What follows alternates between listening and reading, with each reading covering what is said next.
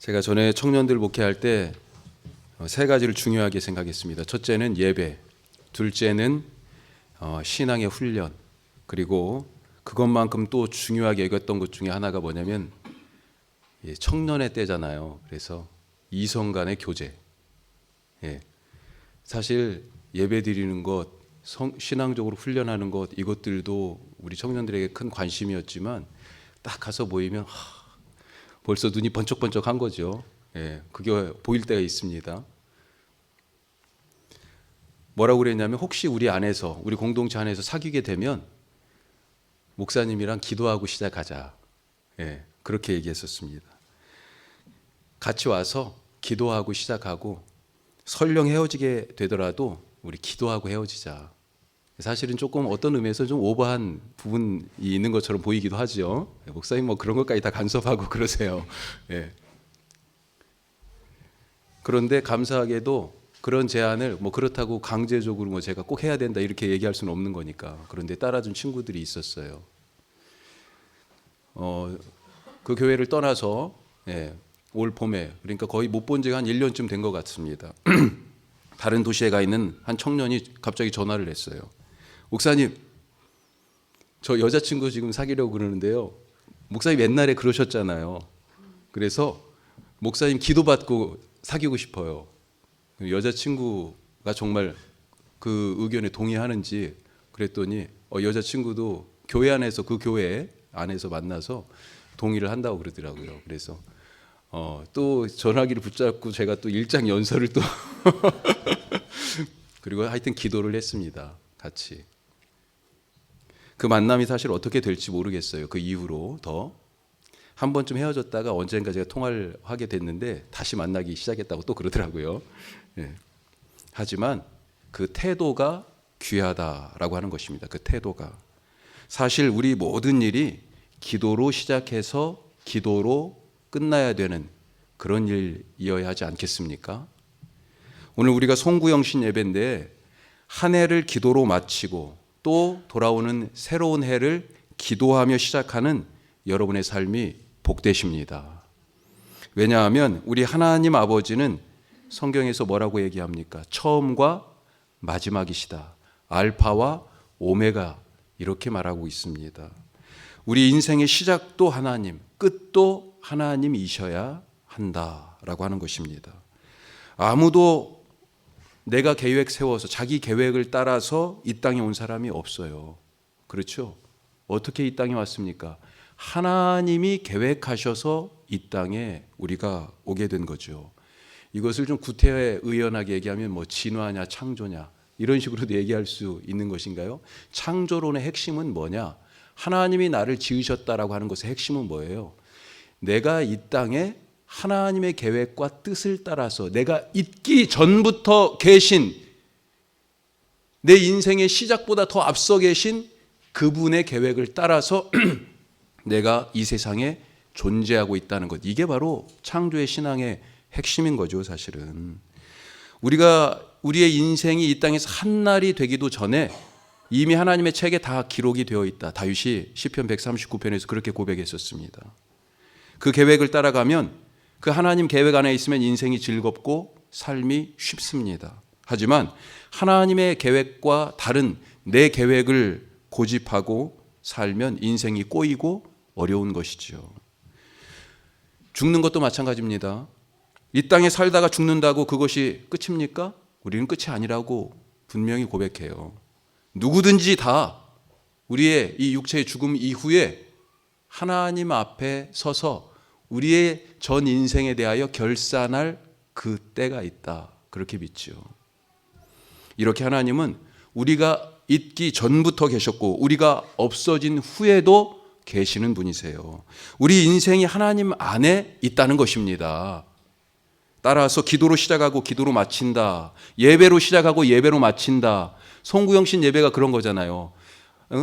지난해와 지금 새해를 연결하고 있지 않습니까? 예배로, 기도로 시작하고 기도로, 예배로 마친다라고 하는 것은 하나님 안에서 시작하고 하나님 안에서 끝난다는 것입니다. 이것이 바로 신앙인의 삶이다. 그래서 오늘 지금 이 자리에 이 끝과 새로운 시작의 이 중요한 지점에 예배하고 계시고 하나님께 간절한 마음으로 내 삶을 아뢰어 기도하시는 여러분의 삶이 복된 것입니다.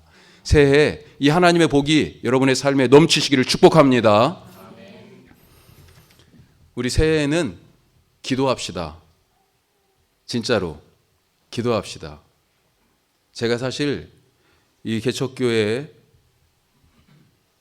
시작되고 이 교회에서 이렇게 목회를 하게 되면서 지난 날들을 되돌아보면서 제가 한 풀타임 사역만 한 20년이 됐습니다. 처음 전도사님이라고 전도사라고 불려지던 때부터 거의 30년이 다 돼가고 있어요.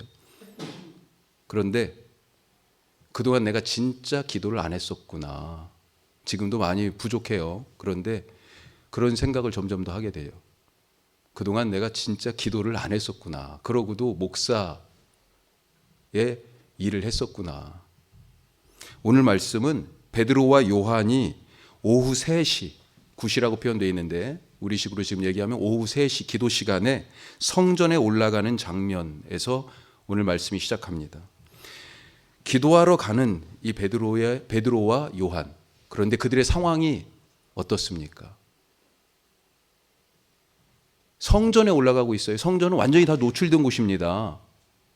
이 사람들이 사실은 그렇게 노출된 곳에 자기들을 막 이렇게 얼굴을 내놓고 지금 그렇게 다닐 처지가 사실은 아니에요.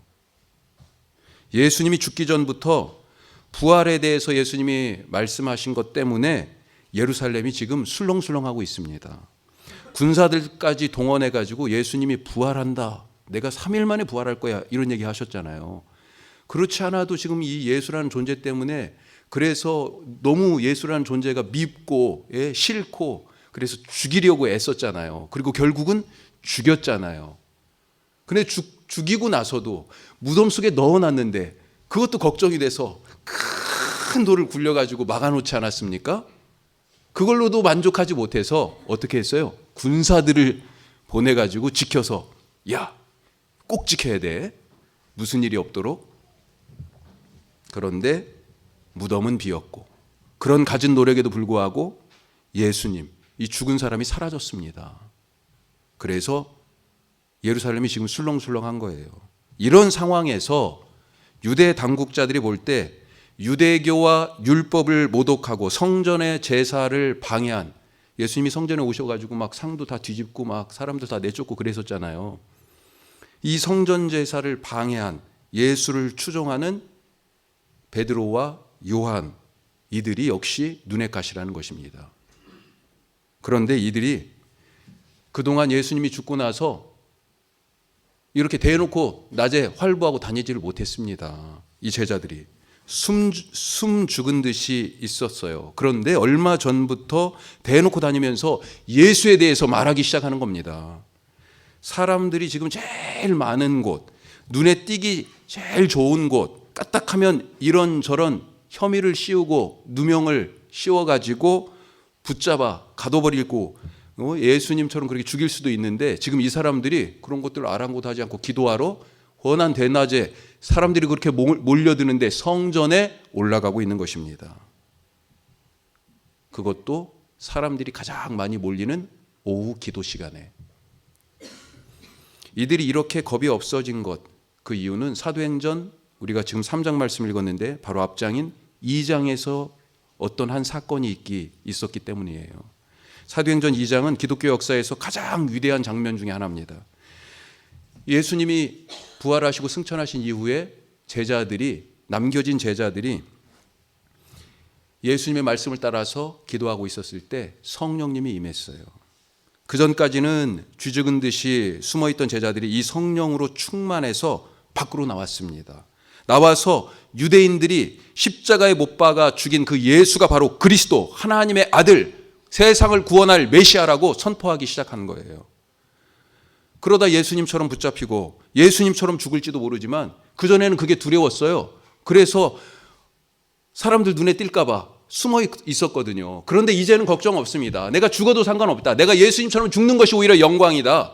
그런 마음으로 거리에 나왔어요. 예수님이 누군지 고백하고 선포하기 시작합니다. 그런데 이런 일이 왜 일어났냐는 거예요.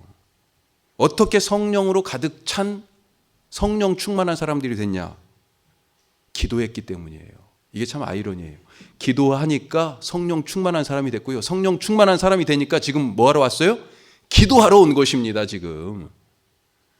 그리고 오늘 기적이 일어났습니다. 날 때부터 한 번도 걷지 못하던 사람이 걸었어요.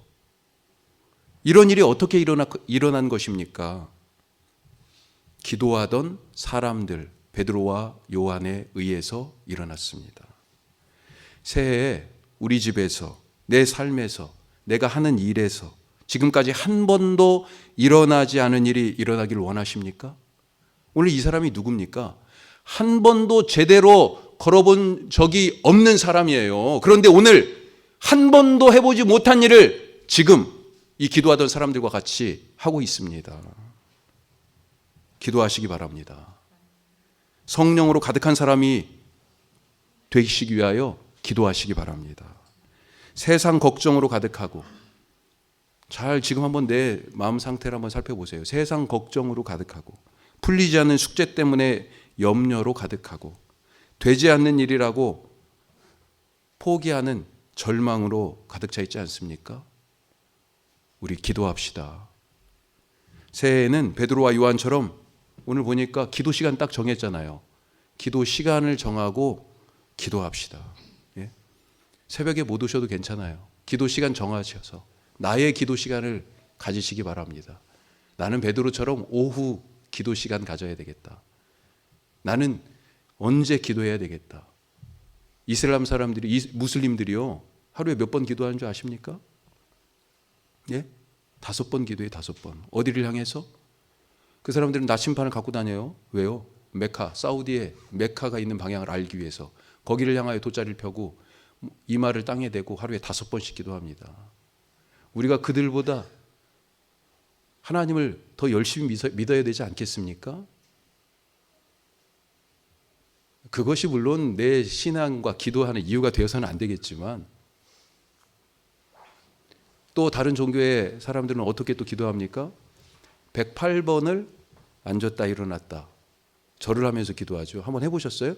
108번 한번 앉았다 일어났다 한번 해보세요. 예. 쉽지 않은 일입니다. 정성을 다하고 있어요, 기도에. 왜요? 그 기도의 능력을 다른 종교의 사람들 사실은 믿거든요. 우리 교회가 1년 4개월 되었습니다. 그동안 참 역동적으로 달려왔어요. 무엇이든지 하는 것마다 다 처음 해보는 것이라서 설레고, 예전에 뭐 다른 데서 한 번씩 해본 적은 있지만 환경이 달라졌잖아요. 그래서 걱정도 좀 되고, 예. 때로는 어설프기도 했지만 우리의 기대보다 하나님께서는 항상 더 많이 채워주시고 우리의 준비보다 더 많이 준비해서 우리에게 보여주셨습니다. 그런 하나님을 우리가 만나면서 여기까지 왔어요. 그럴 수 있었던 이유가 무엇일까? 바로 기도 때문 아니었을까요? 그런데 요즘 목사로서 걱정되는 부분이 있습니다. 요즘 기도하지 않습니다. 우리가 솔직히 말해서 그렇지 않습니까? 네. 오늘 아침에 일어난 상황을 제가 말씀드릴 수가 없습니다. 요 근래 일어나고 있는 상황을. 새해에는 기도합시다. 기도합시다. 제가 다 봤어요. 한 번 더 기도하고, 한 번 더 무릎 꿇고, 한 번 더 하나님의 뜻이 무엇인지 물어봅시다. 새벽에 못 오셔도 괜찮아요. 그런데 정말로 내가 무슨 결정을 할 때 제발 기도하고 결정합시다. 맨 처음에 말씀드렸잖아요. 기도로 시작하고 기도로 끝나자. 예. 그게 우리 몸에 무슨 일을 하든지 습관처럼 뵐 수 있으면 좋겠어요.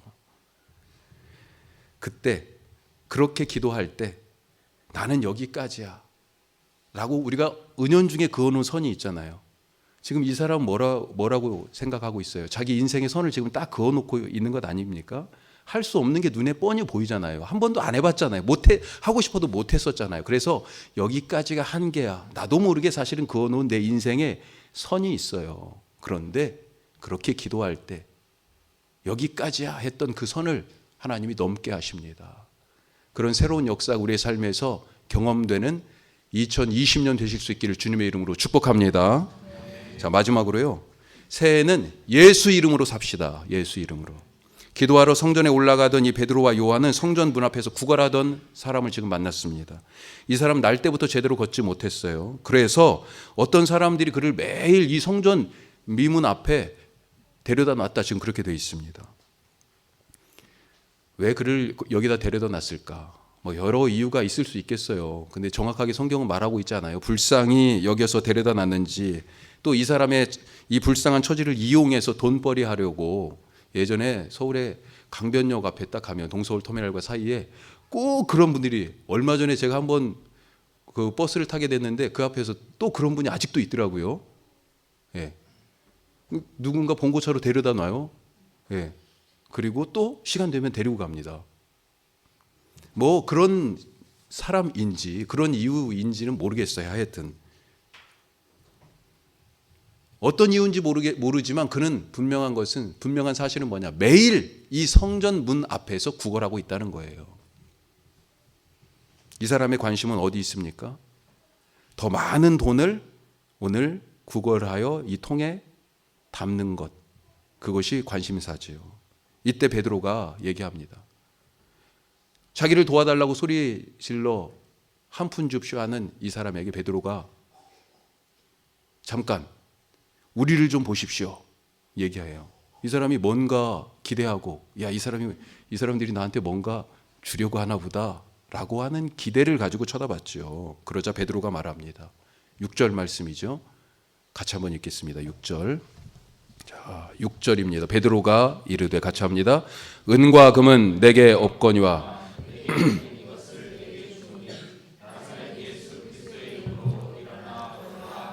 아멘. 나사렛 예수 그리스도의 이름으로 일어나 걸으라. 어떻게 되었습니까? 베드로와 요한이 손을 잡아 일으키니까 발과 발목에 힘이 들어가고 뛰어서서 걸었다, 이렇게 되어 있습니다.